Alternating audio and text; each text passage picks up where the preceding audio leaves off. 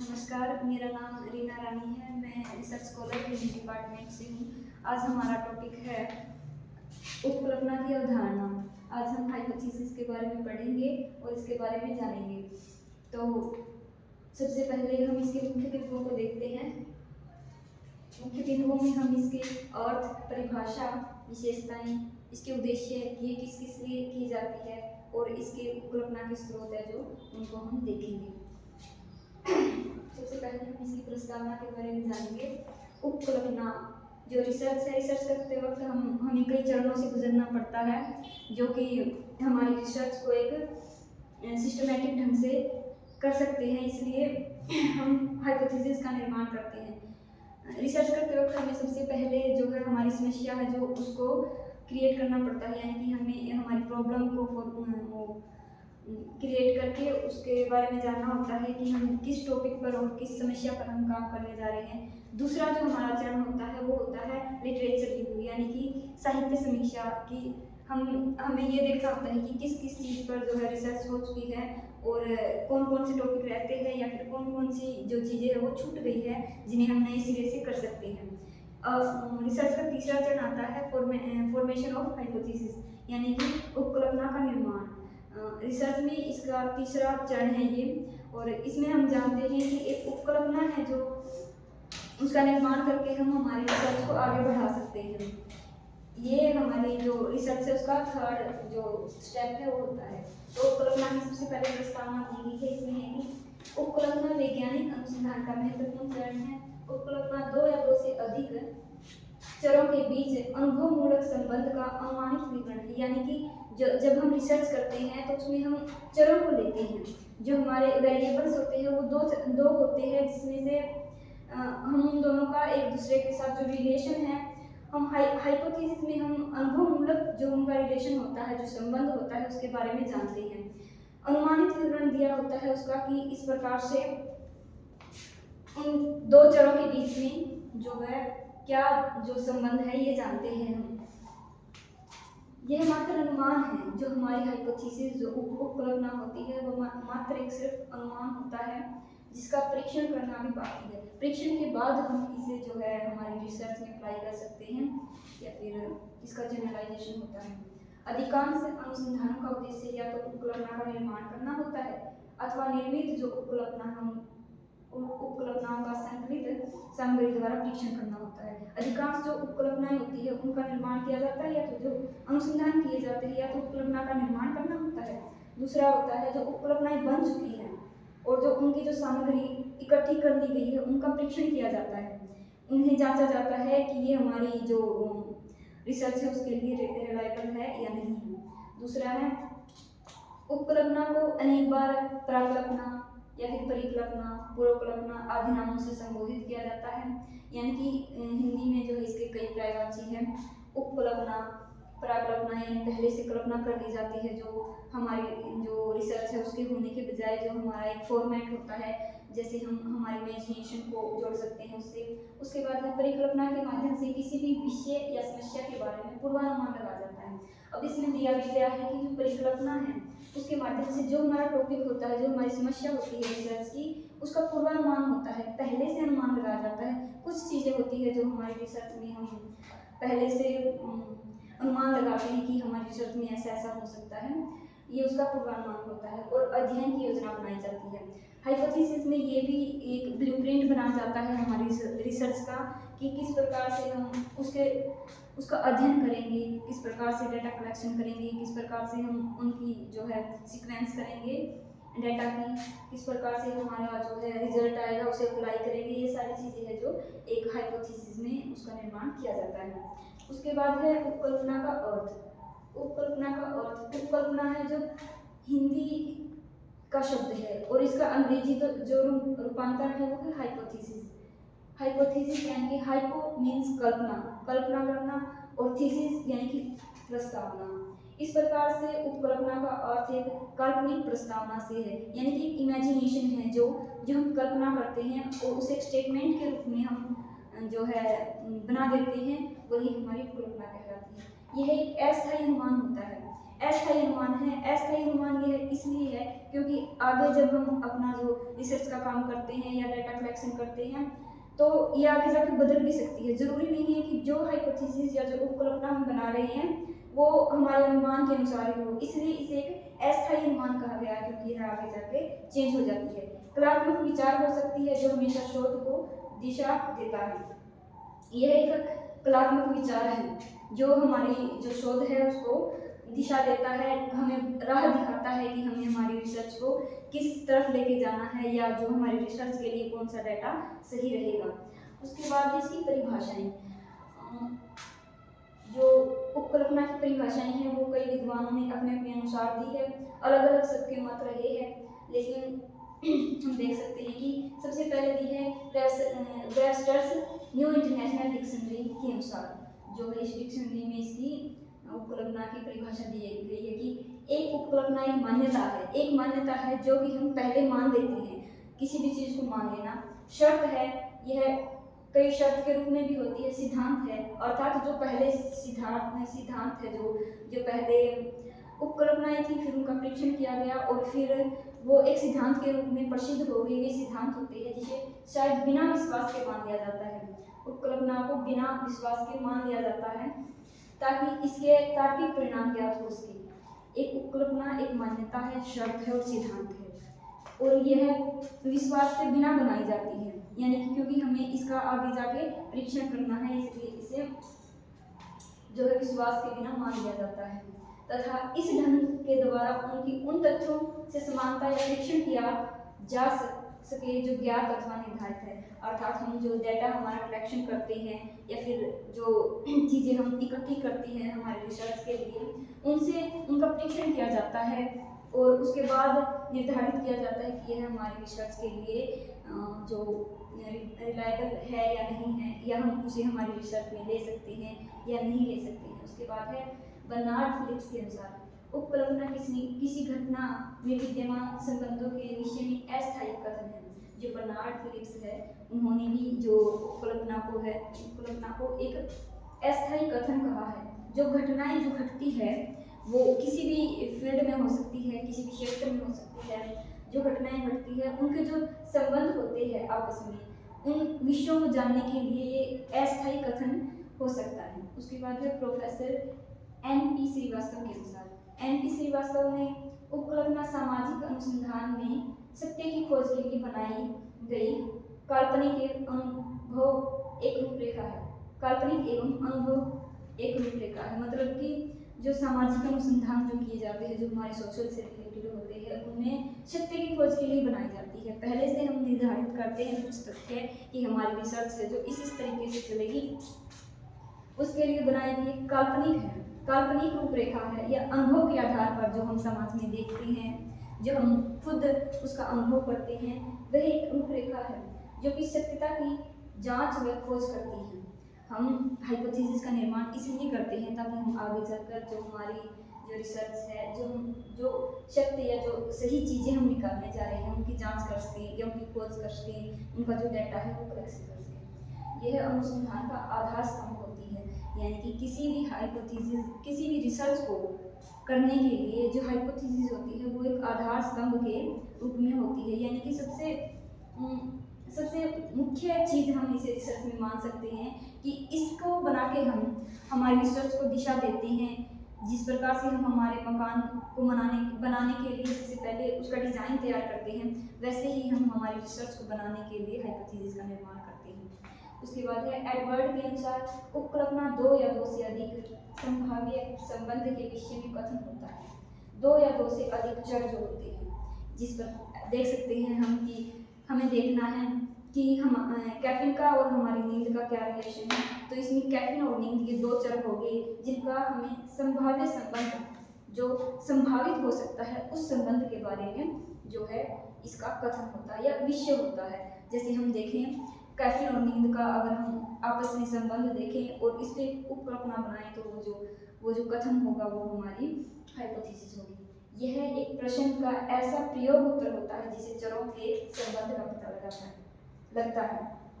यह प्रश्न के रूप में भी हो सकती है, प्रश्न जो होता है उसका उत्तर हो सकती है कि जो संबंध है, जो वेरिएबल जो चर है उनका आपस में क्या संबंध है।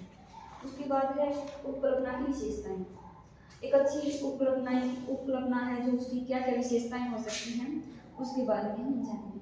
अवधारणात्मक स्पष्टता, यानी कि जो भी हम कॉन्सेप्ट ले रहे हैं, जो भी हम समस्या ले रहे हैं, अगर वो हमारी क्लियर नहीं है, वो स्पष्ट नहीं है, तो हम एक अच्छी हाइपोथेसिस का निर्माण नहीं कर सकते।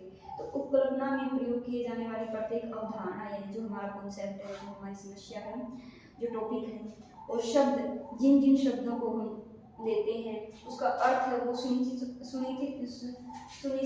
और स्पष्ट होना चाहिए, ताकि इसे हम सरलता से समझ सकें।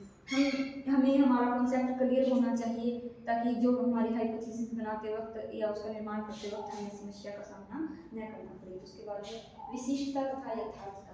यह विषय के विशिष्ट पहलू से संबंधित होनी चाहिए, यानी कि हम हमारे जो सब्जेक्ट है उसमें एक समस्या ढूंढते हैं, उस समस्या का जो विशिष्ट पहलू होता है, जिस पहलू पर हमें रिसर्च करनी होती है, या जिस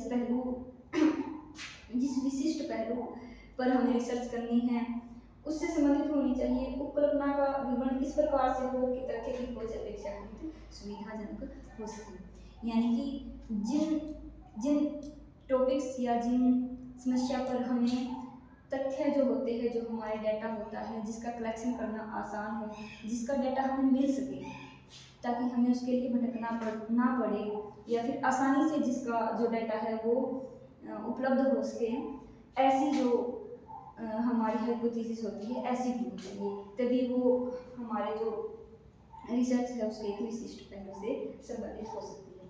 उसके बाद है उपलब्ध प्रविधियों से संबंधित। एक अच्छी उपकल्पना ऐसी हो जिसकी प्रमाणिकता की जांच उपलब्ध प्रविधियों द्वारा की जा सके, यानी कि जो प्रविधि हम रिसर्च करने के लिए लेते हैं, जो प्रविधि हम हमारी जो रिसर्च है उसमें यूज़ करते हैं, किस प्रकार से हम उसको डिफाइन करते हैं, इन सारी चीज़ों से संबंधित जो प्रविधि होती है उसी से संबंधित हमारी हाइपोथेसिस होनी चाहिए, यानी कि रिसर्च की प्रविधि और जो हाइपोथेसिस की प्रविधि होती है, जो मेथड होता है, वो उससे ही संबंधित होनी चाहिए, दो अलग अलग नहीं होनी चाहिए। उसके बाद आगे है सिद्धांत से संबंधित। जो उपकल्पना है वह पुराने सिद्धांतों से संबंधित होनी चाहिए। उपकल्पना विषय में प्रचलित किसी न किसी पूर्ण निर्मित सिद्धांत, यानी कि जो पहले निर्मित किया जा चुका है, जो जिस सिद्धांत का पहले निर्माण हो चुका है उससे संबंधित होनी चाहिए, ताकि उस पर हमें डाटा भी मिल सके और जो है एक हाइपोथेसिस बनाते वक्त हमें कठिनाई का सामना न करना पड़े।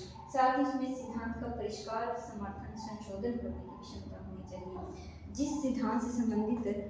जिस सिद्धांत को पढ़कर या अध्ययन करके हम एक नई उपकल्पना को जन्म देते हैं, तो उसमें जो है उस सिद्धांत का परिष्कार हो, यानी कि उसकी बातें उसमें ऐड होनी चाहिए, समर्थन होना चाहिए, यानी कि जो टॉपिक जो सिद्धांत से रिलेटेड हमने ली उससे अलग हमारी जो है उपकल्पना नहीं जानी चाहिए, उसमें संशोधन होना चाहिए, उसमें हम कुछ नया दे सकें, उसमें चेंज कर सकें, उसका संशोधन करने की क्षमता हाइपोथेसिस में होनी चाहिए।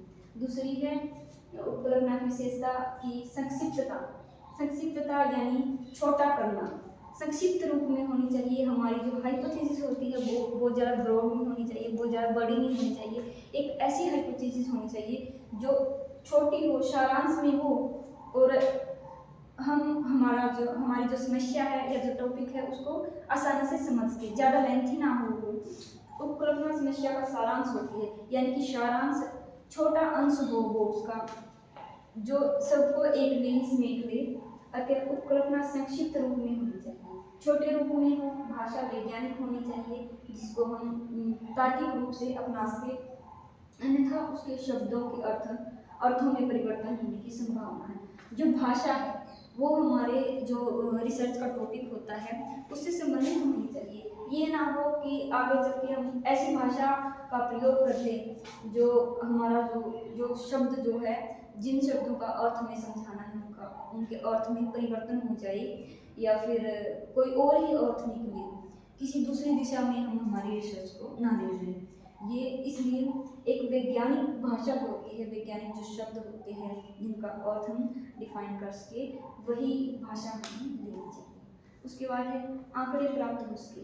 आंकड़े यानी कि डाटा हमें ऐसी उपकल्पना का चुनाव करना चाहिए जिसमें आंकड़े पर्याप्त रूप में उपलब्ध हो सके, यानी कि कम से कम इतना डाटा तो हमारे पास हो कि हम हमारी हाइपोथेसिस को सही साबित कर सकें या फिर हम उस पर काम कर सकें, उसके काम को आगे बढ़ा सकें। अगर आंकड़े उपलब्ध न हो सके तो सिद्धांत को प्रमाणित करना कठिन होगा। कम से कम ऐसी इतने डाटा उपलब्ध हो हमारे पास कि हमारा जो सिद्धांत है उससे रिलेटेड हो, हम उसे डिफाइन कर सकें, उसका परीक्षण कर सकें और जो है उसको प्रमाणित कर सकें। उसके बाद है इसके उद्देश्य। उपकल्पना को बनाने के लिए जो है उसका उद्देश्य जो होता है वो बहुत अधिक महत्वपूर्ण होता है। तो किसी भी उद्देश्य को प्राप्त रिसर्च में उद्देश्यों को प्राप्त करने के लिए ही हम जो है हाइपोथेसिस या उपकल्पना का निर्माण करते हैं।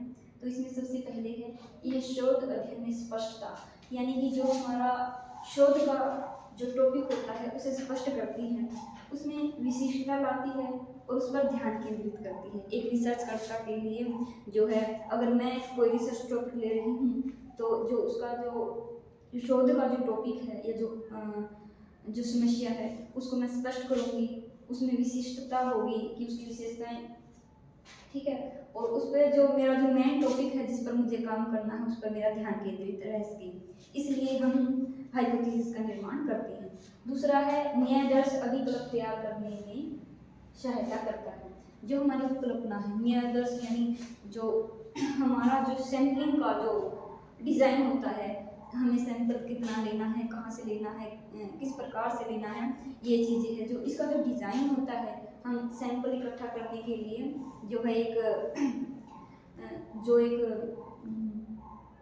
प्लान बनाते हैं उसके अकॉर्डिंग हम चलते हैं और उपकल्पना जो है हमारे जो सैंपलिंग में है वो मदद करती है।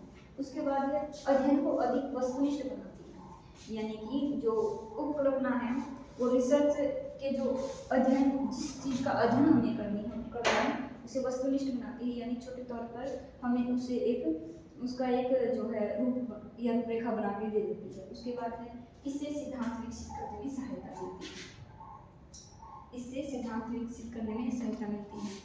हाइपोथेसिस का निर्माण इसीलिए किया जाता है कि हम जो सिद्धांत है उसको रीड करके, उसका अध्ययन करके, उसके बारे में डाटा कलेक्शन करके और जो है उसका परीक्षण करके अगर हमारा डाटा सही आता है तो उसे हम सिद्धांत के रूप में वो है विकसित कर सकते हैं। यह शोध को दिशा देता है, यह हमारी जो रिसर्च है उसको स्टेप बाय स्टेप हमें एक सिस्टमेटिक ढंग से चलने के लिए प्रेरित करता है। उसके बाद है उपकल्पना के स्रोत। उपकल्पना के स्रोत यह उपकल्पना के स्रोत हो सकते हैं कोई भी। अगर कहीं से भी हमें हमारी रिसर्च के लिए चीज़ें उपलब्ध हो रही हैं, डाटा मिल रहा है या फिर हम कुछ अनुभव कर रहे हैं या हमारे आसपास की चीज़ें, सोसाइटी हो गई, हमारा समाज, हमारा देश, हमारे लोग आसपास के लोग, हर तरह से हम इसका जो है इसके स्रोत एक उपकल्पना को निर्माण करने के स्रोत मिलते रहते हैं। तो इनमें सबसे पहले है वैज्ञानिक सिद्धांत, यानी कि वैज्ञानिक सिद्धांत जो सिद्धांत पहले प्रमाणित हो चुके हैं, जो उपकल्पनाएं परीक्षण के उपरांत वैज्ञानिक सिद्धांत के रूप में प्रसिद्ध हो जाती हैं, वे नई उपकल्पना को जन्म देती है। ये बातें हमने पहले भी की है कि हमने एक उपकल्पना बनाई, फिर उसका डाटा कलेक्शन किया, उसके अकॉर्डिंग चले हम, उसके अनुसार चल के हमने उस पर काम किया और उपकल्पना बनाई, फिर उसका जो अध्ययन किया, उसका डाटा कलेक्शन किया, फिर उसका परीक्षण किया। हम उसको टेस्ट करते हैं कि ये हमारे रिसर्च के लिए सही है या नहीं। तो उसके बाद जो है हमारा जो डाटा जो हम इकट्ठा करते हैं हाइपोथेसिस के अनुसार चल के या उपकल्पना के अनुसार चल के उसका परीक्षण किया जाता है और हमारी जो रिसर्च है उसमें हम उसे ऐड कर देते हैं या वो हमारी रिसर्च के लिए सही साबित हो जाता है। तो जो सिद्धांत निर्मित होता है वो सिद्धांत बन जाता है हमारी उपकल्पना बाद में, वे नई उपकल्पना को जन्म देती है। उदाहरण के रूप में हम ले सकते हैं भट्ट मुनि जी को, जिन्होंने काव्यशास्त्र में सिद्धांत दिया विभावानुभाव व्याभिचारी शृंगार रस निष्पत्ति। ये सूत्र हमारे भट्ट मुनि ने काव्यशास्त्र में दिया। तो इस सूत्र को आगे चलकर भट्टलोरट हो गए, भट्टनायक हो गए, अभिनवगुप्त हो गए आदि जो व्याख्याता है उन्होंने इसकी व्याख्या दी और इसको प्रमाणित किया, कुछ ने इसका विरोध किया, और अब तक जो है इन चीज़ों पर काम हो रहा है। लेकिन मान कर चलें कि इन्होंने जो सूत्र दिया है उसको आगे बढ़ा के जो है उपकल्पनाओं का जन्म होता रहा। इन्होंने शुरू में एक सूत्र दे दिया, इन्होंने डिफाइन कर दिया, उसके बाद दूसरे आचार्य आए, उन्होंने इसको पढ़ा, इसका अध्ययन किया, इसको प्रमाणित किया, और कुछ और उपकल्पनाएं सामने निकल के आई। इसी प्रकार से जो पुराने जो वैज्ञानिक सिद्धांत पहले प्रमाणित हो चुके हैं उनसे नई उपकल्पनाओं का निर्माण होता है। उसके बाद है शोधकर्ता की संस्कारिता। उपकल्पना के स्रोत में शोधकर्ता जो होता है वो सबसे महत्वपूर्ण होता है। एक शोधकर्ता हाइपोथेसिस का निर्माण करते समय जो है अपना दृष्टिकोण रखता है, वो अपने संस्कार के अनुसार, अपने जो अनुभव है उसके अनुसार, या फिर जो उसने देखा है, जो अनुभव किया है उसके अनुसार भी जो है उपकल्पना को निश्चित करता है। उदाहरण के रूप में विद्यापति की पदावली है, विद्यापति की जो पदावली है वो भक्ति से रिलेटेड भी है और श्रृंगारिकता से भी रिलेटेड भी है।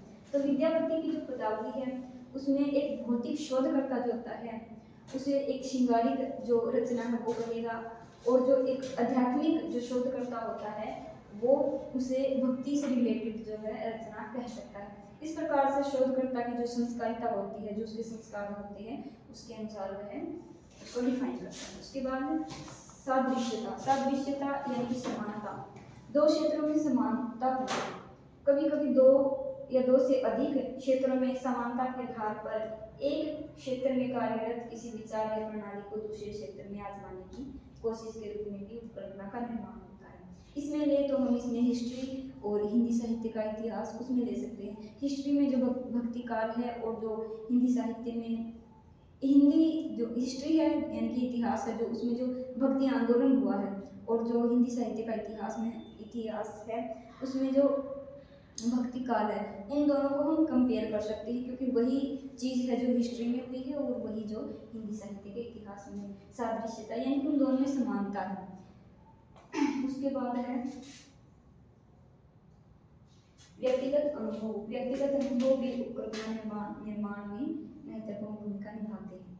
एक कुशल शोधकर्ता अपने व्यक्तिगत अनुभव के आधार पर जिन सामाजिक समस्याओं को वह अपने दैनिक जीवन में देखता है, यानी कि एक शोधकर्ता जो अपनी रियल लाइफ में जो एक्सपीरियंसेस लेता है, जो उसके सामने घटनाएं घटती हैं, उनके प्रति अपने दृष्टिकोण के आधार पर जो है नई जो उपकल्पना होता है उनका निर्माण करता है। उसके बाद है सामान्य संस्कृति।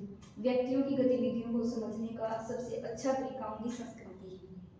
अगर किसी भी व्यक्ति की गतिविधि को हम जानना चाहते हैं तो जो उसकी संस्कृति होती है, जो उसका समाज होता है, जो उसका देश होता है, जो उसकी प्रथाएं होती हैं, परंपराएं होती हैं, वो उसके व्यवहार को या उसको जानने के लिए सबसे महत्वपूर्ण और सबसे अच्छा तरीका होता है। इसलिए व्यक्तियों का व्यवहार एवं उनका सामान्य चिंतन बहुत सीमा तक उनकी अपनी संस्कृति के अनुरूप तो होता ही है, और देश की विभिन्न संस्कृतियों की विशेषता हो गई, रीति रिवाज हो गए, प्रथा हो गई, उपकल्पनाओं का निर्माण करने में सहायता करते हैं। हम इसका उदाहरण ले सकते हैं भारत की संस्कृति और जो पश्चिमी देशों की संस्कृति है उनको। अगर हमें इन दोनों को डिफाइन करना है तो उपकल्पना बनानी है तो हम ऐसे कर सकते हैं कि जो पश्चिम जो देश है उनमें जो है भौतिक जो एक इंसान मतलब अपने जो भौतिक जीवन है उस पर सबसे ज़्यादा जो है उसको उसको ज़्यादा महत्वपूर्ण मानता है, वो अपनी जिंदगी में भौतिकवाद है जो उसको लेकर चलता है। और अगर हमारे भारत की हम बात करें तो इसमें आध्यात्मिकता पर अधिक बल दिया जाता है, भक्ति भाव पर, संस्कारिता पर, इन सारी चीज़ों पर जो है अधिक प्रभाव या अधिक बल देते हैं। इस प्रकार से हम जो सामान्य संस्कृति होती है एक देश की, जो रीति रिवाज प्रथा है, वो भी उपकल्पनाओं के निर्माण में सहायक हो सकती है। उसके बाद है निष्कर्ष रूप से हम कह सकते हैं कि उपकल्पना शोध के लिए अत्यंत महत्वपूर्ण है। यह हमारे शोध को दिशा निर्देश देती है कि किस प्रकार से हमें आगे बढ़ना है, कैसे हमें हमारी रिसर्च को आगे लेके जाना है, स्टेप बाय स्टेप हमें ये सिस्टमैटिक ढंग से चलने के लिए रास्ता दिखाती है। उपकल्पना एक विचार है जो स्वानुभाव अथवा परानुभाव से उत्पन्न हो सकता है। इसमें खुद के भाव भी हो सकते हैं और हम दूसरे के जो है भाव भी ले सकते हैं।